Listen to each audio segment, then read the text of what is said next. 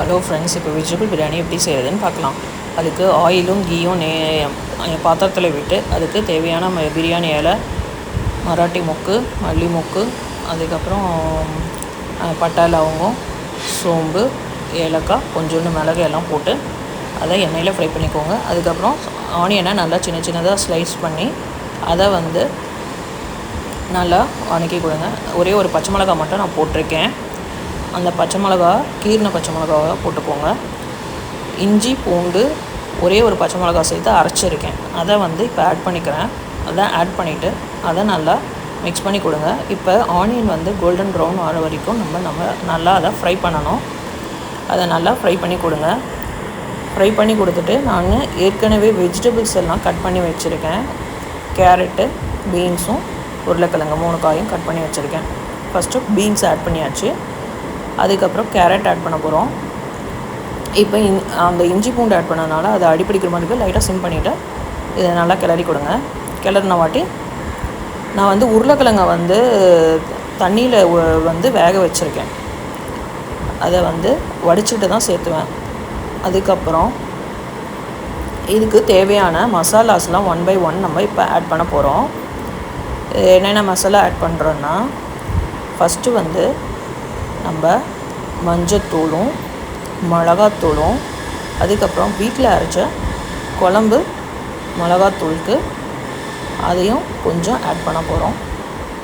நான் 2 தக்காளியும், அதுக்கப்புறம் புதினா, மல்லித்தலை, இது 3த்தையும் சேர்த்து மிக்சியில் அரைச்சி வச்சுருக்கேன்.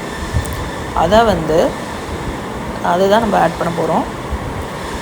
இப்போ இந்த மசாலா பொருள்லாம் போட்ட வாட்டி, பவுடர்ஸ் எல்லாம் போட்ட வாட்டி நெக்ஸ்ட்டு உப்பு ஆட் பண்ணணும். அரைச்சி வச்சுருந்தா அந்த தக்காளி, புதினா, மல்லியும் ஆட் பண்ணியாச்சு. உப்பு நான் 1.5 கிளாஸ் அரிசி ஊற வச்சுருக்கேன். அதனால் 1.5 ஸ்பூன்ஸ் கல்லுப்பு இப்போ ஆட் பண்ணிக்க போகிறோம். ஆட் பண்ணிவிட்டு அதை நல்லா மிக்ஸ் பண்ணிக்கோங்க. மிக்ஸ் பண்ணிவிட்டு நெக்ஸ்ட்டு புளிப்புக்காக வேண்டி கொஞ்சமாக ஒரு 2 ஸ்பூன் தயிரும், அதுக்கப்புறம் லெமன் எடுத்து வச்சுருக்கேன். அந்த லெமனில் ஆஃப் லெமனில் கொஞ்சமாக ஆட் பண்ணிப்பேன். அதை ஆட் பண்ணி அதையும் மிக்ஸ் பண்ணி கொடுக்கணும். இப்போ தயிர் ஆட் பண்ணியாச்சு. நெக்ஸ்ட்டு லெமன் ஜூஸ் ஆட் பண்ண போகிறோம். அந்த லெமன் ஜூஸையும் ஆட் பண்ணிவிட்டு நல்லா அதை மிக்ஸ் பண்ணி கொடுத்துருங்க. மிக்ஸ் பண்ணி கொடுத்துட்டு நெக்ஸ்ட்டு நான் இப்போ 1.5 கிளாஸ் தான் ரைஸ் ஊற வச்சுருக்கேன். அதனால் 3 glasses ஆஃப் வாட்டர் போட்டால் போதும். அது நான் ஏற்கனவே மிக்சியில் அரைச்ச அந்த தக்காளி பேஸ்ட் அரைச்ச மிச்சம் ஒட்டிகிட்ருக்கு. அதை கழுவி ஊற்ற போகிறேன். கொஞ்சமாக மல்லித்தலையும் புதினாவும் எடுத்து வச்சுருக்கேன் லாஸ்ட்டாக கார்னிஷ் பண்ணுறதுக்காக. இப்போ நான் 1.5 கிளாஸுன்றனால 3 glasses ஆஃப் வாட்டர் ஊற்றணும். அது அதில் இப்போ ஆட் பண்ண போகிறேன்.